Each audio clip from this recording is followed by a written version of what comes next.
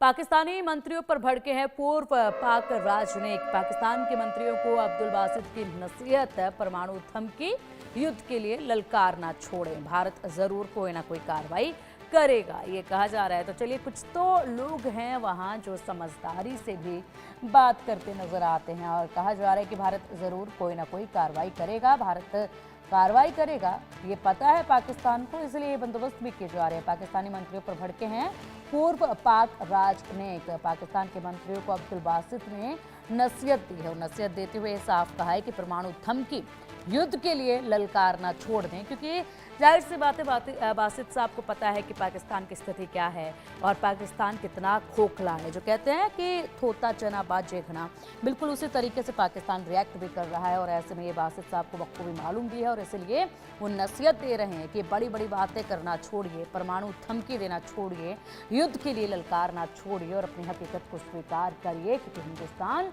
ज़रूर कोई ना कोई कदम उठाएगा और जब हिंदुस्तान कदम उठाएगा तो ऐसे में पाकिस्तान धराशायी ही होगा और पाकिस्तान जो है वो टिक नहीं पाएगा, सामने अपने घुटने टेक देगा बेहद जल्द। और इसी के साथ एक बार फिर से इतिहास के पन्नों में दर्ज हो जाएगी पाकिस्तान के ऊपर भारत की एक और जीत, क्योंकि इतिहास यही कहता है किस तरीके से अक्सर भारत ने ही यहाँ पर पाकिस्तान पर जीत दर्ज की है और ऐसे में अब दोबारा यही होने वाला है। एक और पन्ना जो है इस इतिहास में जुड़ने वाला है जब जीत का जिक्र किया जाएगा हिंदुस्तान की का।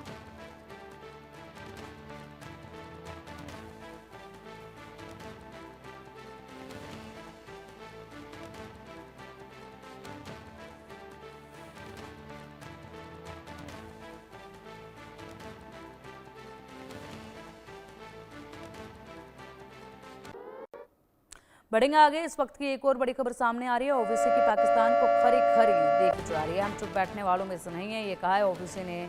और ओवैसी ने पाकिस्तान को आड़े हाथ लिया है। पहलगाम में बेगुनाहों की हत्या, ISIS जैसी बर्बरता ये बर्दाश्त नहीं की जाएगी। देखिए, पाकिस्तान के जो लोग हैं वो कुछ भ्रम में जी रहे हैं। उनकी तरफ से अक्सर ये कहा जा रहा था, बार बार ये कहा जा रहा था कि हिंदुस्तान का कोई भी मुसलमान दिग्गज जो है वो पाकिस्तान के लिए कोई भी गलत शब्द नहीं बोलेगा या पाकिस्तान के खिलाफ नहीं बोलेगा या फिर पाकिस्तान के लिए कुछ भी ऐसा नहीं कहेगा। लेकिन अब देखिए, यहाँ पर पाकिस्तान को ये सुनने की बेहद ज़रूरत है।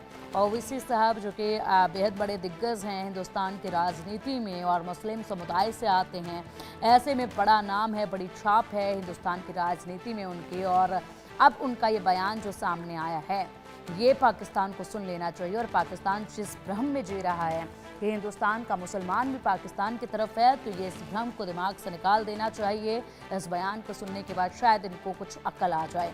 ओवैसी ने पाकिस्तान को खरी खरी सुनाते हुए यहाँ पर दो टुक कह दिया है कि बर्दाश्त नहीं होगा, हम चुप बैठने वालों में से नहीं हैं।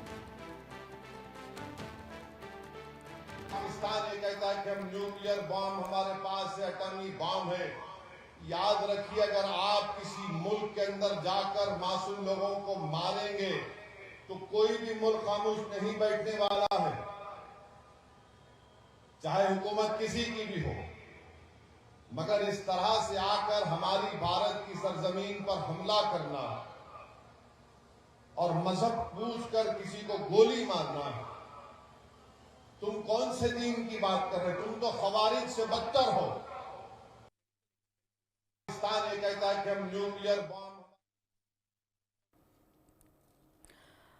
तो सुना आपने ये, जिस तरीके से भरे मंच से यहाँ पर कहा गया है कि अब बर्दाश्त नहीं किया जाएगा, हिंदुस्तान बर्दाश्त करने वालों में से नहीं है और मुंहतोड़ जवाब जो है वो दिया जाएगा।